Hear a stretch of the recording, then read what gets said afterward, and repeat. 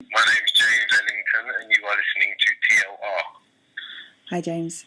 Hi. Thank you for coming. No worries. So, for anybody who doesn't know who are you and what do you do?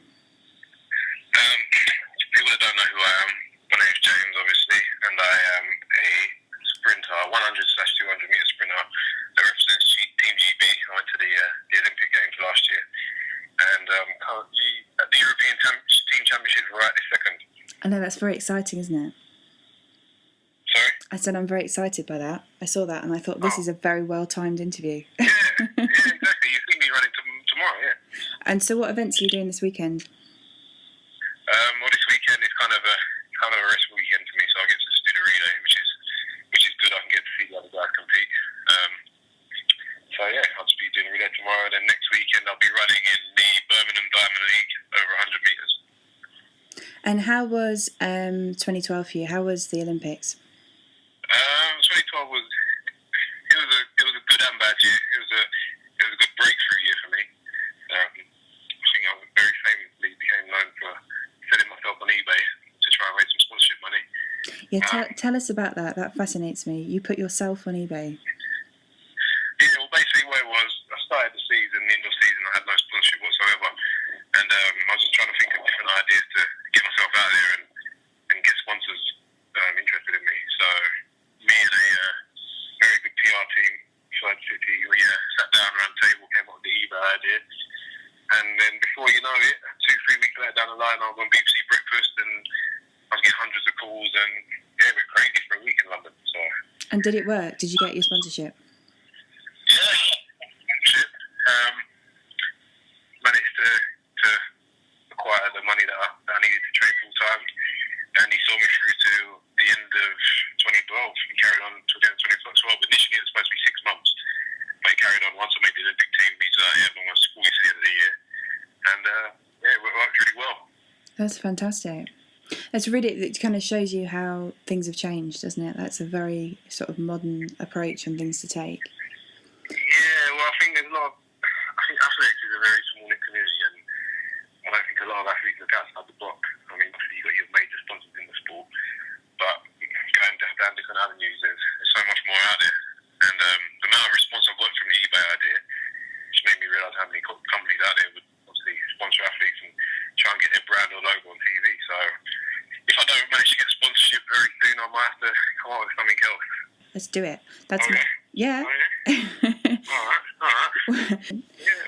You seem very motivated. I'm sure you could do wonders for me. So, you do the 100 and the 200. Which do you kind of focus on? How does that work when you come to training? So a lot of hard work goes into it. I mean, I'm mainly a 200 metre runner, so currently I've got the A standard to go to World Champs for the 200 metres. So that's probably what I want to do at the major champs, but on the other side of things, I do 100 metres as well. I'm still hoping to fulfil my potential, but the work that goes into it is it's hard. It's training 6 days a week, waking up early, trying to have a half decent diet, just basically grinding and working your butt off. Did you always know that you were going to do this? Is it kind of, this is it? Yeah. You know what? I know it sounds a bit of a cliche and corny when people say, "Yeah, I know I was born to do this stuff," but I remember going back to 1988, the Seoul Olympics, and I was like 2-3 years old. My mum sat me down in front of the TV like 3 in the morning and made me watch Ben Johnson in the final. And I remember from that moment, I always said, like in my head, I was thinking, oh, that's what I want to do. So obviously growing up seeing Little Christy and guys like that, I was like, yeah, this is something I enjoy. I was always the fastest kid in my class, and it kind of just, without being corny or anything like that, it was meant to be. Did you find it hard to kind of get because obviously it takes a lot of training from a young age, and it's quite hard when everybody else is going out and they're drinking and they're doing the whole young culture. Did you kind of stay like, right, I've got to stay straight, I've got, were you so kind of determined that you stayed? If I'm being honest, I was a normal kid. I mean, I done my athletics from when I was a kid, like 14 years old, but I think I wasn't taking it serious then. I was just doing it for fun, so I was training like two times a week. And other than that, I'd be out with my friends on the weekend, and when I got to a late teenager, I'd go out partying and have fun, and I feel like an an old car. It's been sitting in the garage for years, running 10,000 miles on the clock. This is kind of the first year where I've actually laid it down and started doing proper training. So I'm looking forward to the next 5-6 years. Yeah, you sort of feel like you're in your zone. Yeah, I feel like I'm just starting now. And how different is this weekend? Because obviously this weekend you're running for the country rather than just running for you. How is that? Is that very different? Yeah, I mean, it's more of a team thing. So obviously we come together with the rest of the GB team and we get to support each other and stuff. So, I mean, normally it's a pretty individual sport, especially when you're not doing team events.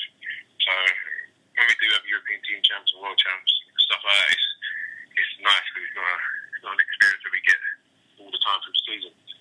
So, yeah, like I said, I can sit down, cheer everyone else on and know what to do in the relay. And what's it like putting the GB vest on for the first time?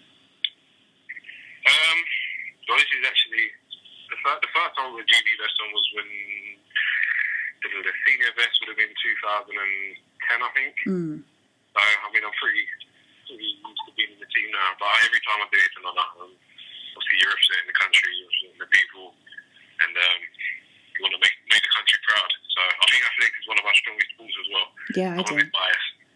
I'm not really into football and all that. I see them getting loads of money and this, that, and the other, and then they go to the World Cup and they don't do as good as they should. So, yeah.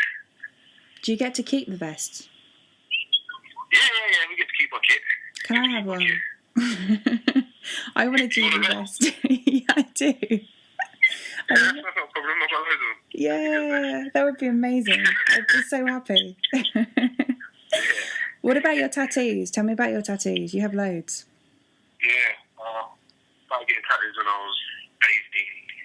As soon as I turned 18, I was getting tattoos. You know, I was always against tattoos as a kid, but I was just like, nah, it shouldn't want my skin. And then what happened was, me and a few pals went to the tattoo parlour. One of them tried to get a tattoo, and he chickened out. So I was like, you know what, let me just get it instead. And I got a little tattoo, just a little scroll thing, my sister's name. And then I was sitting there a couple of years later, thinking this looks a bit lonely on its own. Say the Popeye looking tattoo. So I was sure, you know what, I was going to cover my arms. That is the thing though, isn't it? You get one and then you kind of, it's almost like a Pringle thing, you know, you get one, you can't stop sort of thing. It's that, and then they do look good when you get them together. I definitely think there's something about like, and then you sort of realise it's like a mural or whatever you call it. Yeah. It's art. No. It is art. No, I'm addicted. So damn. And is there anything that you would say to someone who is perhaps like in their teenage years, who's got a talent for running but doesn't really kind of know what to do with it? You know, is there like a specific thing that they should do? I'd say just take your time and enjoy it. I think you get so many juniors that have got talent right now that want to rush into breaking into senior ranks or making it in athletics, and it's not a quick process. I think athletics is one of the toughest sports. Like if you're on your own, you've got to train really hard. It's a lot of time and dedication to make it to the top, and I think until you're actually mentally ready and ready to cut everything out, it's really tough. So I'd say any young athletes, enjoy your life. Do what normal teenagers do. You still do your training on the side, and then when you feel time's ready for you to knuckle down and go for it, then that's probably the right time. And what about female attention? Have you found that you get a lot of female attention? I get a fair bit of female attention. I think athletes in general, obviously, come out and we're in shape, and you're on TV, and you're in your vest, and you like a shorts.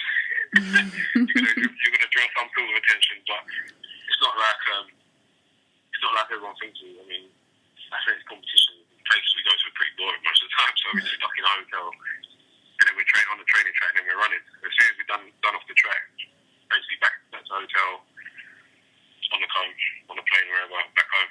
So, yeah, there's attention, but there's not as much as people think. And what do you think of social networking? How do you get on with like kind of Twitter and Facebook and things like that? Do you know what?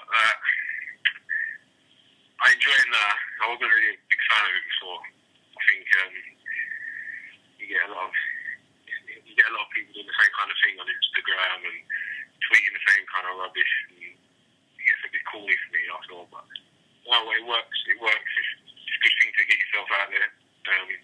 People that are fans or wherever, they can follow what you're doing. I think it's a good tool if you're honest on there. Obviously, you can't say certain things, but Do you mean you can make it through the day without hearing a life quote or realising? Yeah, you hit the nail on the head. I can't stand that.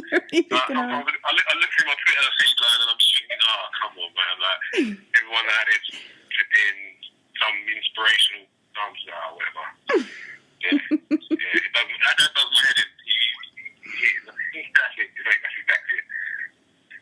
Or the people. I love the people who are like some people.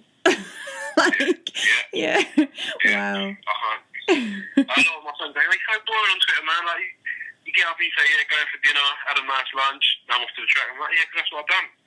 And I want to need some inspirational stuff like that. I feel, well, to be honest, it's just it's fake, isn't it? I'm not it's a bit corny, and I'm not going to preach to everyone.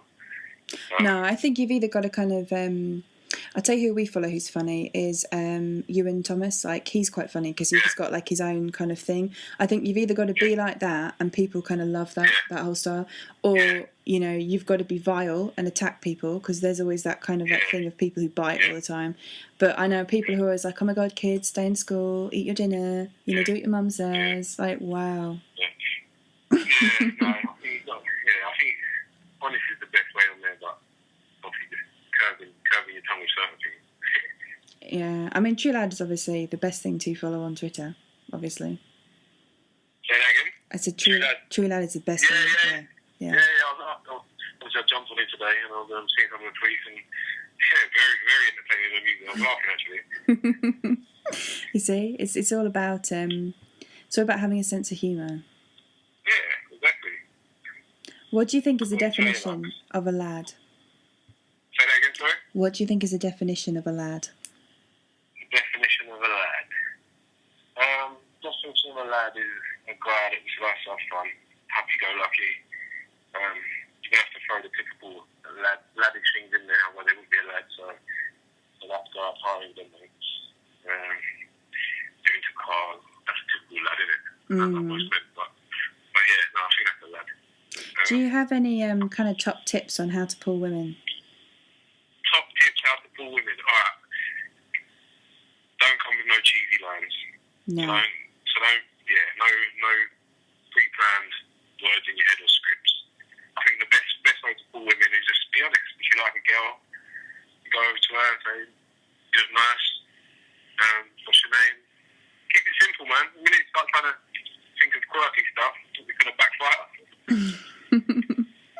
You don't want to hear my pickup lines then? Well, you get some pickup lines, yeah? I was the queen of pickup lines. Let's see one of your pickup lines then. Okay, do you want to play Titanic? Go on then. I'm going to yell iceberg and you're going to go down.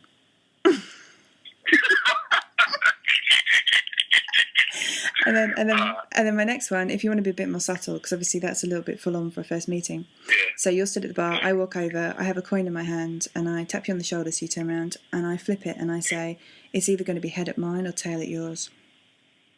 Yeah, they're good. You know what? The reason why they're good is because they're funny. Yeah. So, you get 9 out of 10 for them one. Thank you. Most people just run away scared, but... I'd laugh in your face though, and you keep me there. That's the thing. I think humour is so important. I think that's a really big part of... There's nothing worse than someone approaches you looking really nervous and really serious. You either think serial killer or virgin. There's one or the other. It's like... Which way is it? Or both. Imagine that. It's even worse. Wow. Either way, it's not going to be a fun evening. It's not a good outcome, no. No. Is there any charities or anything we should talk about? Actually, we should. Talk about your charity. I want to know about this. I'm an ambassador for a charity called Trekstock, and it's basically a charity raising awareness and trying to raise money for cancer in children. Yeah. So, I think I was thinking about maybe in this season doing some sort of charity event, so maybe, I don't know, going up Mount Kilimanjaro or something extreme like that. I think we should do the dates thing. I think we should have a dinner thing, and we should sell you. Sell me, and all the money we get goes to Trekstock, yeah? Yeah, and you could have we could have like a week. We could get people to donate 5 dates, and somebody buys the dates, and we'll get all these women in who are middle-aged and a little bit frustrated, but rich. What if I don't get no one that wants to buy me though? They will. They'll want to buy you, trust me. Yeah. Alright, cool. I'll do that, Sherry. That's what we should do, right? We've got your commitment now. That's what we're gonna have a true lads like pimp my lad tonight or something. Alright, I'm up for that. Anything for tricks, That's good. If you had to have a t-shirt on, no, okay, let's phrase this a different way. If you were wearing a t-shirt all day and it had to have a slogan on, what would it say and why? If I had to wear a t-shirt on a date? Yeah, well, just like in a general kind of like, everyone's going to see you, so you've got to wear it. I'd say slogan. I'd say 100% real. I like that. Would you have a hashtag? Yeah, I could have a hashtag 100% real. I think the reason I do that is because, I'm real. I'm pretty outspoken with what's on my mind. I don't beat around the bush. And, I think I'm an upfront guy, so that'd be my slogan. I think that's good though. Like when it comes down to training and music, what do you listen to? Do you have any kind of like Well, I'm a bit crazy when it comes to my musical taste. Right? So going into competition now, I'd like to start off nice and calm because you don't want to get too high like earlier on, otherwise you're going to burn out your adrenaline. So I'd normally listen to like classical music, believe it or not. Okay. And I'd sit there listening to a bit of classical for maybe 45 minutes, just chilling out, laying down, stretching. And then I'd slowly progress, so I'd go from classical to a little bit of hip hop.